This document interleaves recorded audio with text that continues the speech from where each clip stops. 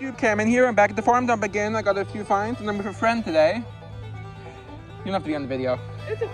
I don't Okay, this is my friend Steffi. She's just watching and I found some cool stuff. There's this thing, probably something farm related, I don't know what. It has like this rubber pump and this glass thing on the end. Let me know if you know what it is. And let's see, what else did I find? I got this, which I might be a poison, but I'm not sure. Got a cup. I think the stuff that I'm definitely keeping over here. And this weird metal thing, depends on what it is, I'll have to clean it up. Nice perfume, still has some of the label. Rubigant, I think it's called. And a little wine bottle. Yep. Okay, let's get back to digging. Hello YouTube, Cameron here. I'm back, and look, I just got a little vintage Mickey Mouse figurine. Nice. Pretty nice. Put that aside. Haven't gotten much else since then. I got this bottle, and I got this soda, which says silver from Portchester.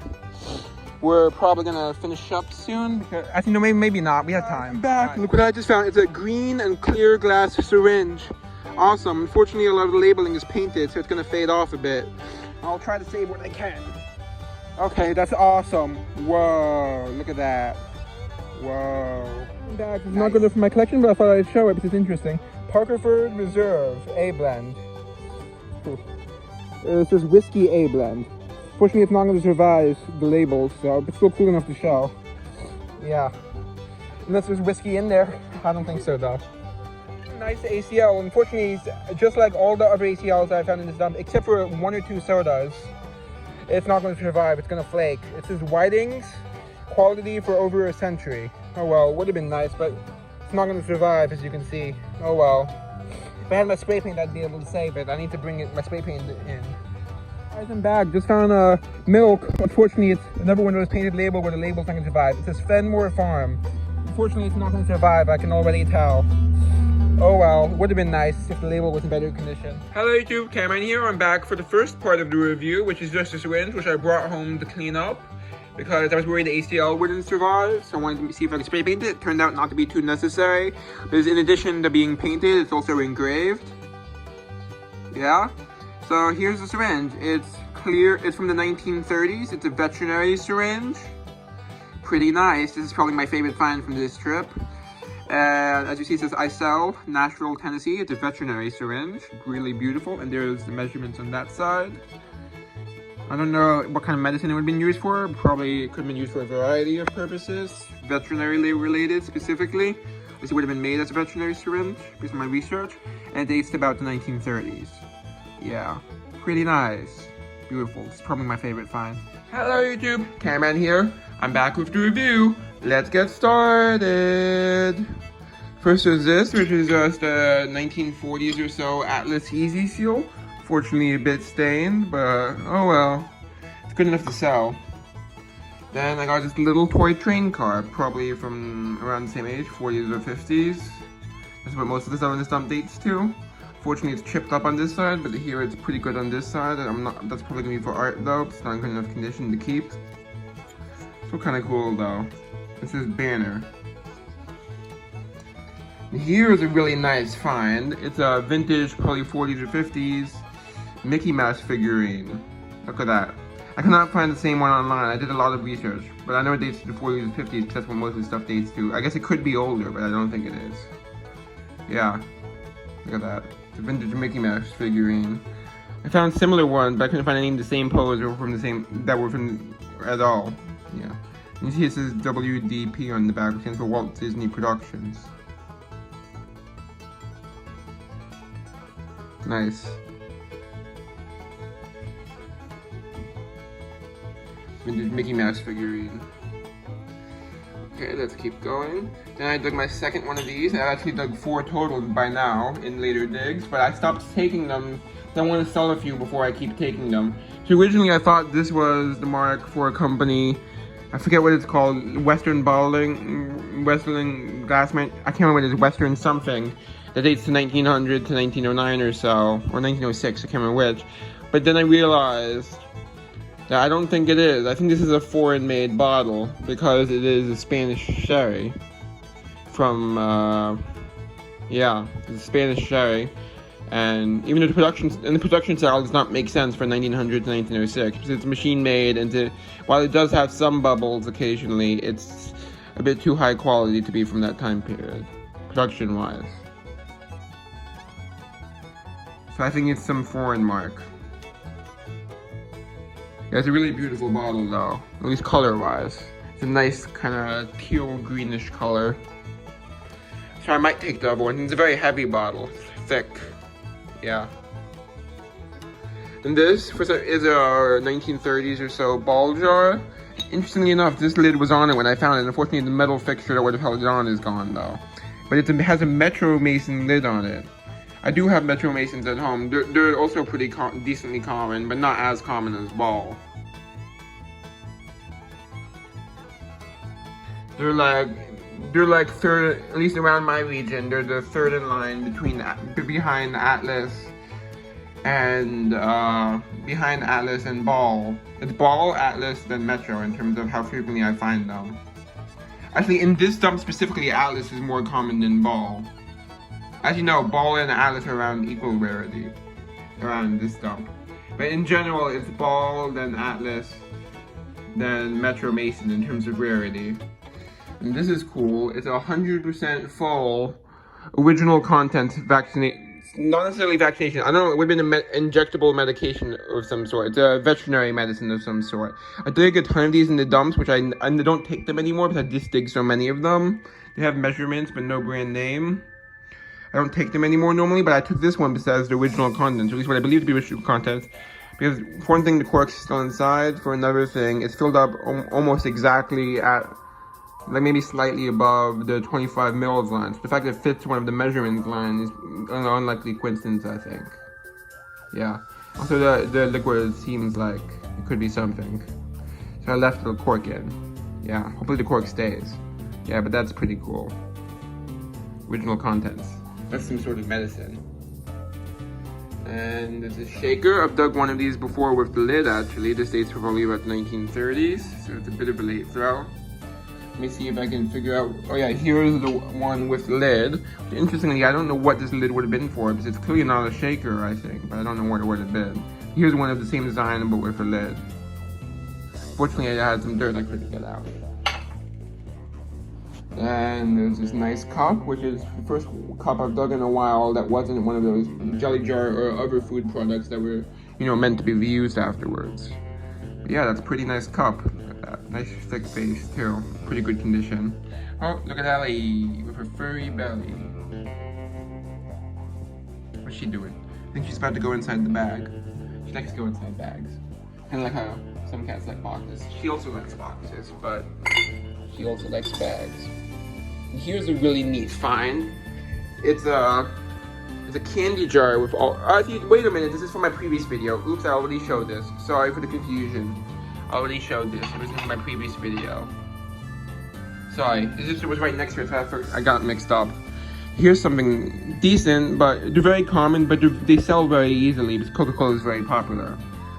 So while this doesn't have much value to collectors, it sells easily for like $5 to $10, depending on who you're selling it to, and depending on the condition. This is decent condition, so maybe like $8 or $9 I could sell it for. And it's from Stamford, Connecticut, I guess because we're near the Connecticut border. Because normally when I dig around where I live, I get mostly New York City bottles. And this one dates to about 1950. Yep, I think it might be 1958, but I'm having trouble reading it. Yeah. Oh well, it will sell now. It has a decent amount of air bubbles in it considering the time period. Here's something interesting. I had to tape the label back on, but it has the... Be careful. It has the original label. Unfortunately, I did not center it perfectly when I taped it on, and I can't take it off without wrecking it. Unfortunately, when I wiped it off initially, the top got torn off. The top of the label. It got torn up, I mean, not torn off. But I saved what I could, and it's still the majority of the label. At least a significant portion. It's a Hubigant, as you can see. And the scent is something Royale. Looks like Fay Royale. I'm reading it correctly. Maybe not Fay. I'm having trouble reading the first word. It looks like it says F-A. Actually, no. F-O-U-Y-E. I think. I'm not sure. I'm guessing since it says Y-A-L-E, I think it's Royale. Is the last word for the specific scent. I'm assuming this is perfume, but it could be cologne. Yeah, it's a pretty cool bottle. Okay, then there's this weird thing, probably something veterinary related, because I find a lot of veterinary stuff in this dump because it was used by the farm. It's this weird, it has like this ball, this pump of some sort, and this weird glass thing. You see it has this tube inside. It's this weird thing with this opening. I think something else would attach to that end, maybe like a tube of some sort. And you see it has that weird glass mechanism inside. I don't know what it would have been for. Let me know if you know. Some sort of pumping mechanism of some sort, I'm guessing. Something medical. Let me know if you know. Pretty cool though, I think. Definitely gonna keep that. Being very careful because I don't want to damage it. And then I dug 3 different poison bottles. Well, I see 3 of the same poison bottle. So I'll show the cleaner one. And one of them still had the original application mechanism for whatever kind of poison it was. So I'll show in a moment. Okay, let me just make sure there's nothing else back there. Yep, there's just stuff in the boxes. So I dug, here's the poison bottle. Unfortunately, it does not say poison anywhere on it, but you can tell by the style that it's poison. Because at least it's almost definitely. Yeah, definitely actually. And here's the application mechanism. It's this weird, like, it was attached right here, but they somehow got detached. But it's this piece of like fabric of some sort with this metal thing holding it together. As you can see. Yeah. There. Pretty interesting. And this was inside one of the bottles. There's some sort of application mechanism. I'm wondering if maybe it's like fly paper of some sort or something like that. I don't know what it is. Yeah, that was inside one of the bottles. It got pretty stiff once it dried. Yeah. And here's the cleanest one of the bottles, which is not the one that the stuff came out of, but that's the one I'm gonna put it into. Then I got this marble, which for some reason is insanely worn, like it washed up on a beach or something. Don't know why. Maybe it was used very heavily, I don't know. I've never seen a marble this worn except for one I found on a beach. It's kind of interesting. Has no cracks though or anything like that. Then there's this fabric tag. Unfortunately, I accidentally damaged it a little bit. Nothing serious though. But it says, actually I'm having trouble reading it. But I'll show you here. I see it has a measurement and then brand name and a face. I'm having trouble reading the brand name though. It's so tiny.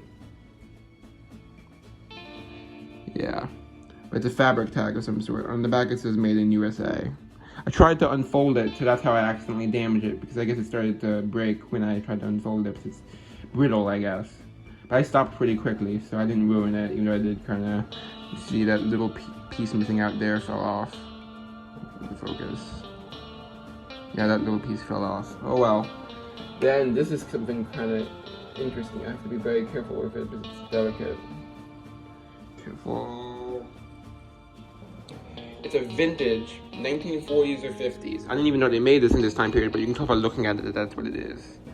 It's a Heinz mustard packet. Actually, it has a zip code. So it might be like 60s actually. Yeah, so it's probably like 1960s. I was mistaken. Because that's when they started using the zip codes. I didn't realize there was a zip code on it. It's probably a 1960s era mustard packet. So it's the latest end of the dump.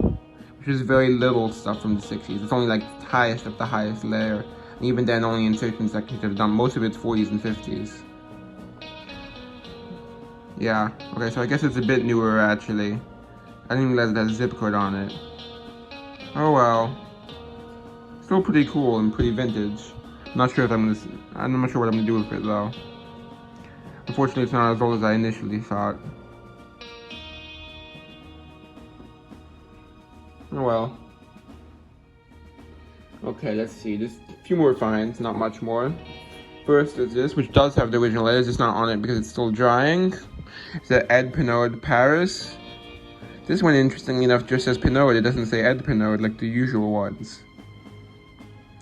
Pretty nice though. There's a few variations of this dog, but I'm only keeping the cooked up version, which I have at home. This one's very good for selling though. Probably dates about the 40s. Really nice. Beautiful pictorial bottle, and it does have a really nice original Bakelite lid, as you can see. And then there's this, which I thought was kind of interesting. I only take light bulbs if they're really unusual ones now, because I just dig so many light bulbs in the dumps. If you're not a digger, then you'd probably be surprised by how many light bulbs you find whole in dumps. Now you find broken ones too, of course, but yeah. I found this one kind of interesting, but see, it has kind of like a really interesting... I'm trying to get it to the point where you can see the filaments. That's what makes it interesting. Here, I'll have to put it on my legs so you can see it, because otherwise the camera won't focus. You see it has like kind of these little shapes, and they attach to each other. It's like a long string of little filaments. It's pretty interesting. At least I think it is. I think it's pretty, but I don't know what I'm going to do with it. Probably an art project, honestly, because it's not really exactly collectible.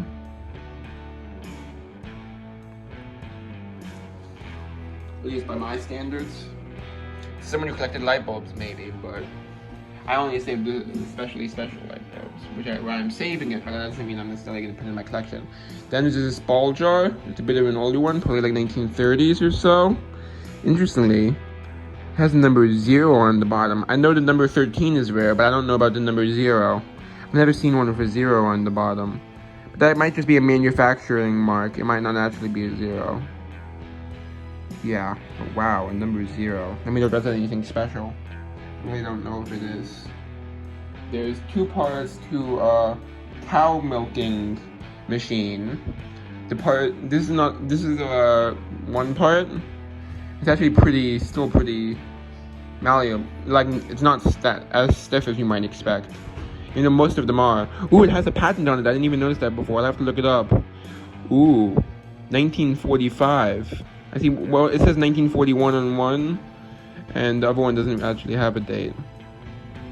So interestingly, this is older than most of the other ones I've dug. Normally, most of the ones I've dug are the ones where it's the part that would have attached to the other, which are those ones. Those are the parts that, unless I'm mistaken, would have attached to the other. That's what I normally dig, but this one's a different piece. I don't know where this would have attached. This one seems to be older, at least, because it has a 1941 patent date. Interesting. I think it's a Canadian company because the Canadian patent date is earlier than the American one. And then here's... Oh, it actually has... Actually, that's not a date, that's just the patent number. It's not a date. But the patent on this one dates to about the 1950s. This one's in pretty poor condition. It's a De Laval, which sounds French, but I think it's French-Canadian. Yeah. I'll show you what that one's just going to be for either art or maybe even garbage. I don't know, because it's in pretty poor condition. This is the only one that was really in good condition, at least by my standards. Like, it's still flexible and not all crumpled up and stuff. You know, I would like to clean it off better. It's a De Laval, as you can see, with the patent on it. Yep, and I showed the patent the previous time I dug this, at least I planned to. I haven't actually uploaded it yet. But yeah, it's a milker. It's part of a milking machine. It's kind of interesting. That's more proof of how it's a farm dump. It was used by the farm. And that's all. Hope you enjoyed. Bye!